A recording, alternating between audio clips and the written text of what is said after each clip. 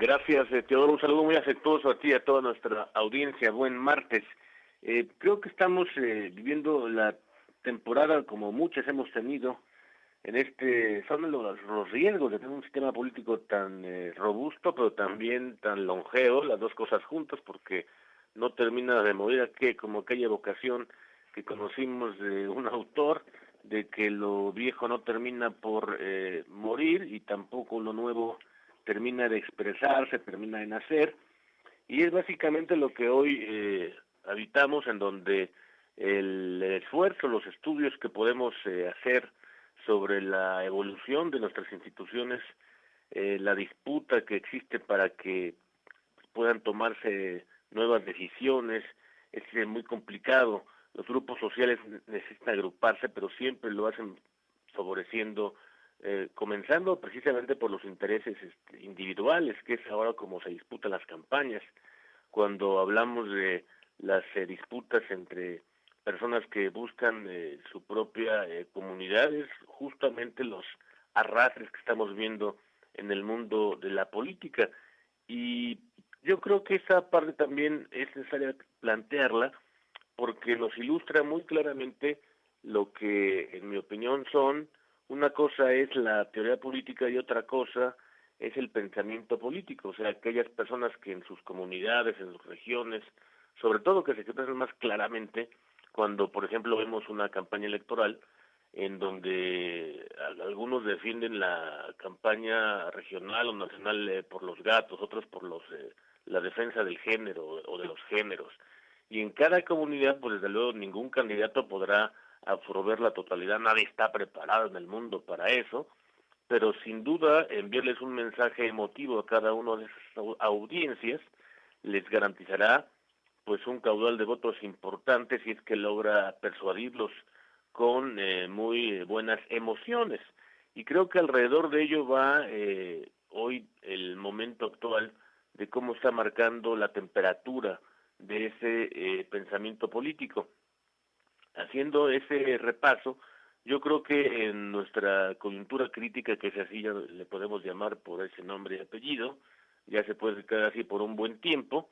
encuentra justamente un muy deprimente tour en el oficialismo, en donde básicamente las presiones de los ingresos fiscales que tendrá el gobierno mexicano, no solamente ya los que vemos ahora mismo en el 23, sino los que habrá, por ejemplo, en 2024, en 2025, ya se están expresando, y que, por ejemplo, si observamos cada una de las campañas un rubro por rubro, el único que adelanta algunas ideas o sigue haciéndolo es Marcelo Ebrard, que plantea lo mismo en temas de seguridad que de salud, sin que sean, digamos, los grandes hallazgos. Quizás son algunos PowerPoint que pone a la luz de sus seguidores y también de aquellos que no lo quieren, pero que están básicamente poniéndolo con un foco. Él mismo dice que ya está en un empate técnico, cualquier cosa que eso signifique. Algunos no terminamos de entender esa circunstancia, por el porqué, digamos, de su estrategia, y que también eso sigue planteando, además de las ideas, que la ruta de la señora Sheinbaum pues es el silencio, una ruta que también le plantea un estruendoso recorrido en donde el presidente de ese modo tendrá las menores complicaciones para colocarla en la búsqueda de la silla del águila. Claro, lo cierto es que las encuestas, más o menos desde el punto de vista de las casas encuestadoras que yo he podido ver, que son básicamente las de Buendía, las de Reforma, las de Topsky, señalan básicamente que están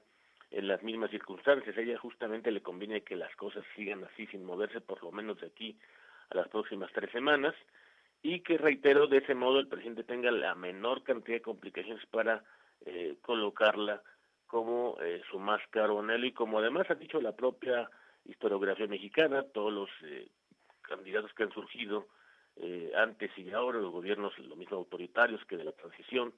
que han surgido justamente como los favoritos del presidente, pues se han convertido en el candidato presidencial en su día. Y en esa virtud creo que el contexto es muy desalentador por lo que hace al oficialismo. Yo creo que son campañas como sabemos que no son campañas y que han instalado a la simulación en la primera fila del escenario político. Hay que preguntarse, por ejemplo, con esta, no incertidumbre, pero sí decisión no tomada, vamos a llamar así, del senador Dante Delgado sobre los tiempos, o por lo menos sus tiempos del calendario electoral que él maneja, en torno a si será o no candidato presidencial, porque claro que tiene baraja, pero también su corazoncito. Y lo cierto es que hay que imaginar la malicia del senador del Movimiento Ciudadano durante la campaña,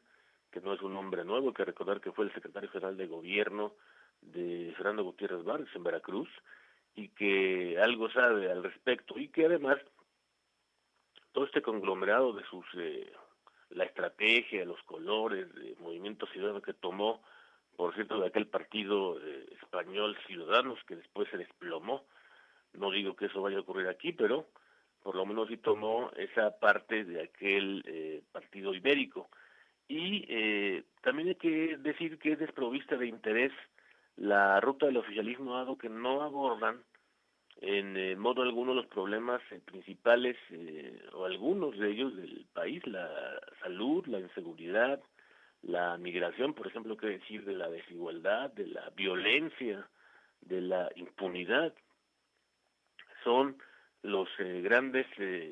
faltantes que hay en esta ruta, como se quiera llamar, a las campañas que no son campañas en el oficialismo, y también del otro lado, claro, del lado de las oposiciones. Y con un INE timorato, pues nos queda cuidar ahora la legalidad por el ámbito electoral. El Tribunal Electoral es lo que nos queda, y lo que es verdad es que se trata de muchísimo tiempo que deberá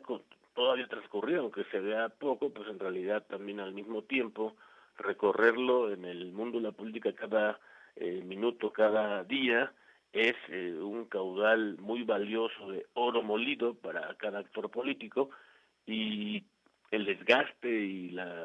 será muchísimo en medio de la aparición, como sabemos, de la senadora Xóchitl Gálvez, que necesita ya incluir o distribuir un discurso mucho más amplio para que alcance justamente para los siguientes meses. Tiene ahora mismo ella el reto de construir, ya vimos que la fuerza de los partidos ya comenzó a imponerse, porque no fue suficiente para algunos que tenían dificultades con relación a la recolección de firmas, y de súbito pues ya las reunieron el señor de la Madrid, la senadora Paredes. Bueno, justamente para eso están las maquinarias de los partidos. Ya le reclamaron a los partidos, pero ya sabemos hace mucho tiempo, otro autor nos dijo que los partidos pues nunca han sido democráticos. Y ahora decía, la senadora Gálvez tiene el reto de construir un discurso más amplio para lo que viene,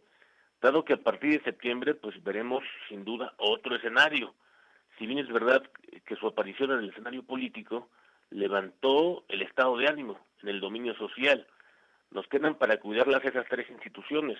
Dos ya existen, el Tribunal Electoral y la Corte, y otro estamos por construirlo entre todos. Seamos responsables al hacerlo, que es la idea de la confección del próximo Congreso. Y nos queda también la obligación de construir un Congreso, sobre todo sin mayoría del presidente, como ocurrió ya en nuestro país entre el año 97 y 17. Son tiempos muy complicados, en donde cierra la jornada de esta semana anterior justamente con un nuevo episodio en la crisis política de Morelos, que está encerrada en ella desde 1994. Quizá algunos la aventuran después, pero no. La crisis política de Morelos ya está por cumplir 3 décadas, y con este episodio más reciente sin duda recrudece. Y de un lado está, digamos, pisotear sin duda la Constitución, con la presión del fiscal, y también de otro lado está el punto de vista de quienes ven la interpretación política de que el involucrarse o el meterse con uno de los más caros anhelos del presidente, que es el gobernador de Morelos, es también involucrarse con él. Y al mismo tiempo eso tiene desde luego la misma lectura del presidente, tiene en México ese dominio social y también sobre todo político. Por eso es un ángulo único en su género de analizar. Yo creo que son los tiempos aciagos los que vivimos, Teodoro, como llamó muy bien don Pablo González Granado, de la democracia en México.